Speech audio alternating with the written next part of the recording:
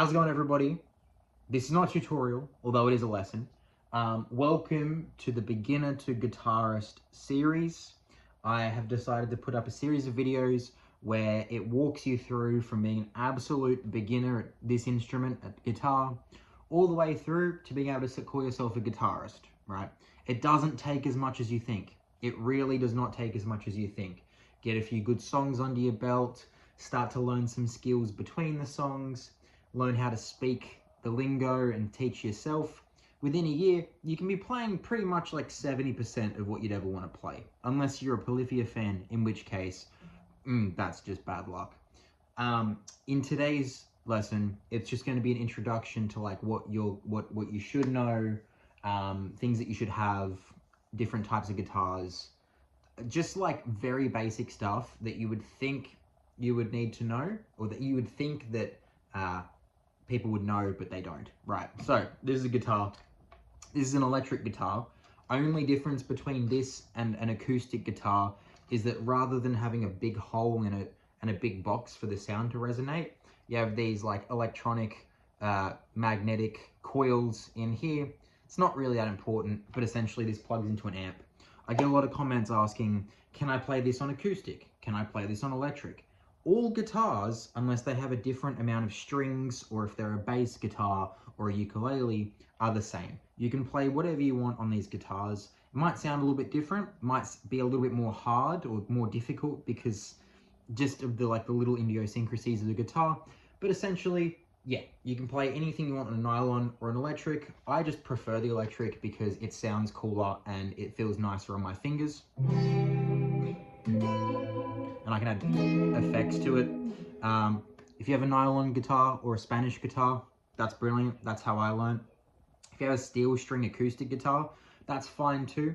Gonna be a little bit harder because the strings are very tough, but you'll grind through it. I believe in you. Okay, so this is the fretboard. You have dots on your fretboard. The double dots is at 12. Okay. You have dots at 3, 5, 7, 9, and 12. Might be slightly different depending on the guitar that you have, but essentially that's it. Use those as your guides. When we learn guitar, we don't need to know how to read music or have a wealth of music theory knowledge or anything like that. We're just going to learn bits and pieces along the way, and how we do it is numbers, right? So whenever you go to look up how to play a song, you might see lyrics with like chord letters above them, or you might see something called tabs.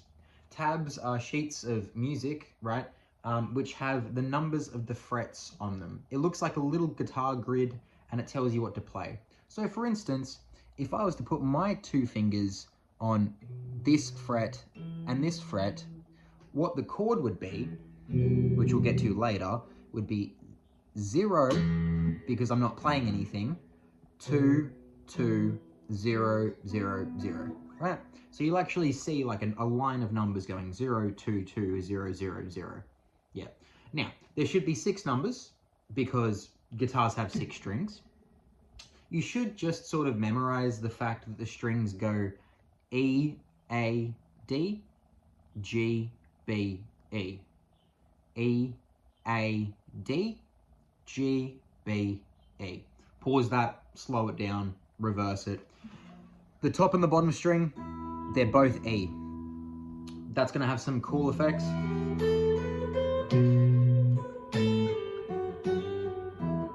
Right? You don't have to memorize those 2 because they're the same. The ones that you have to remember are these ones in the middle. E, A, D, G, B, E. Same thing. Right. You won't be learning super in-depth guitar theory. You'll just be learning what's completely necessary for guitar. So for instance, a chord progression, what a chord progression is. Sometimes you'll have to learn the different types of chords. And normally the different types of chords are essentially just all about how it makes you feel. That's nice and relaxing. That's sad. That's strong. That's sus. Not suspended, but like suspicious. This is going somewhere. That's quite nice, isn't it? Right, so these are all different types of chord shapes. Everything on the guitar has patterns. If you're good at patterns, the guitar's for you. You're going to learn the difference between what we call open chords, which are things at the bottom of the fretboard here, right? The difference between open chords and bar chords. Bar chords are literally just chords that you play with a barred finger. A bar, as in it acts like a bar, it covers all the frets, or most of the frets, and then you play something on top of it. Essentially, if I play something down here, I can move it up, and up, and up, and up, and up, and up, rather than learning all these different funky kinds of shapes. So, you have open chords, which will be a majority of the songs that you learn at the start, and you're going to have bar chords. Bar chords are hard as fuck until you've been a few weeks in or a month or so. You just don't have the finger strength, you just don't have that dog in you. Try hard, you might be able to get some. We're going to go through how to get some maybe within a few weeks, but at the start you're going to be pretty limited to just this stuff down here. In fact, most of your time will be spent trying to figure out how to get from something like this to that. Your brain will know what to do. You'll want to know how to go from here to here, but your fingers will not cooperate for a little bit. Stay with it, you'll be all right. After a while, after a few sleeps, your brain will just know how to do this stuff. It's very incredible. The brain consolidates what you learn in your sleep, and essentially, even when I've been struggling to learn a song, I go to bed, I wake up, I play it again.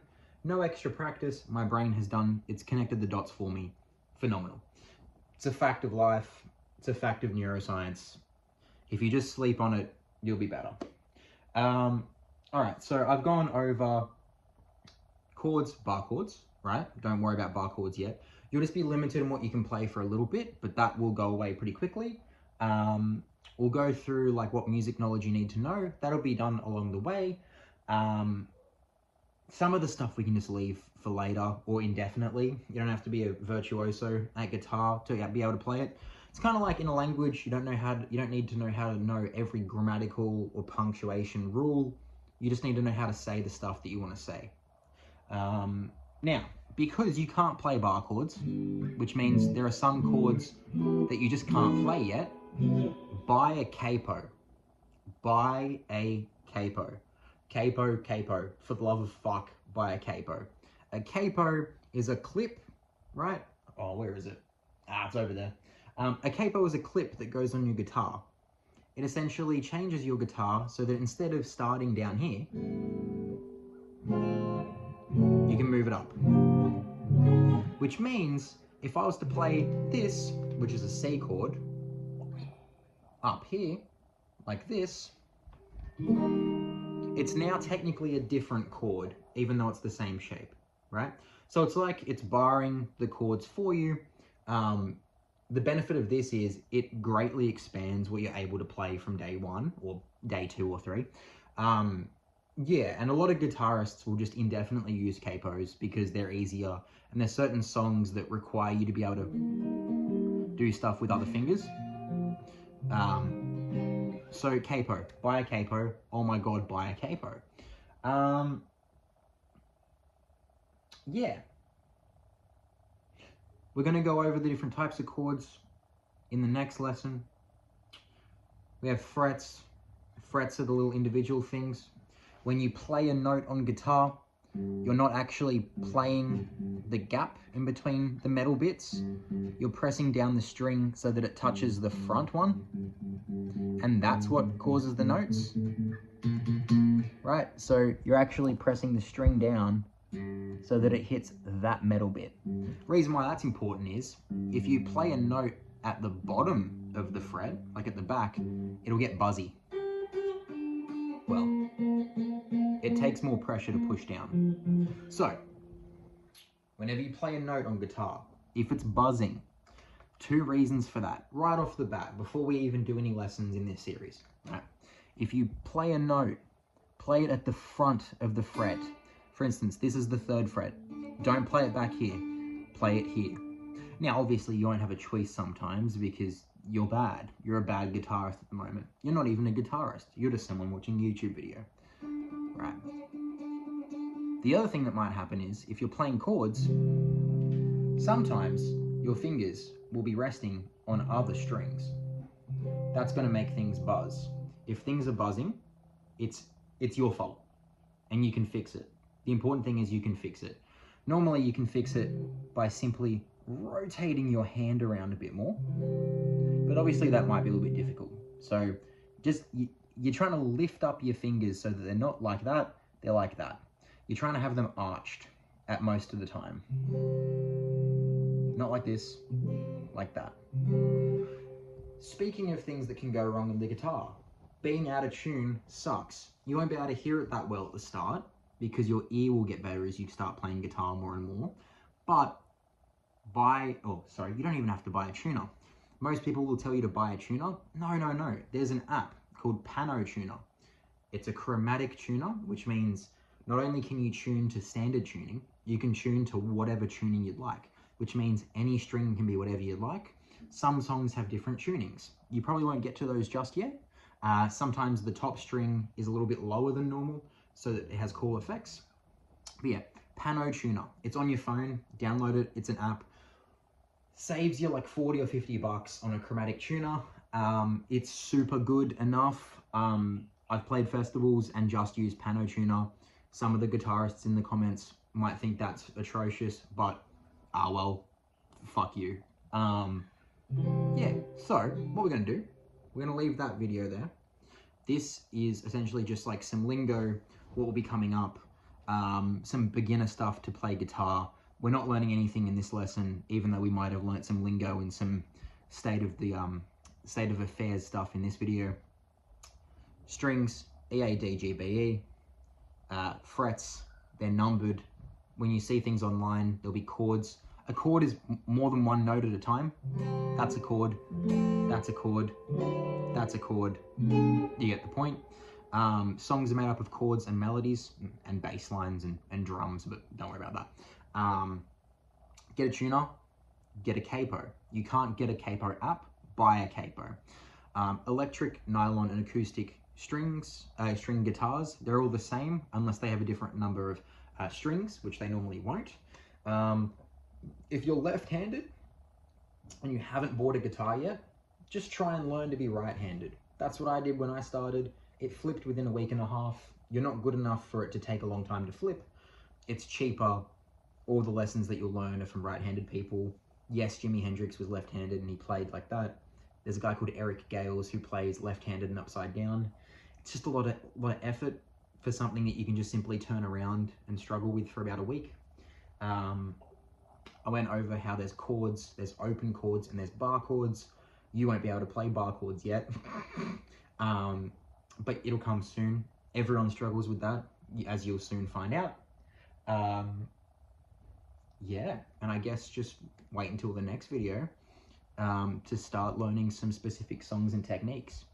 If you want to start learning songs after watching this video, just look for any songs online that have open chords. Type in songs that have open chords and play them. It's going to be boring for a week until we get to songs, but this was just sort of the introductory video before we get started.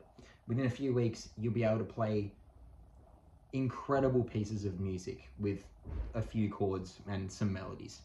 Like and subscribe. More coming soon.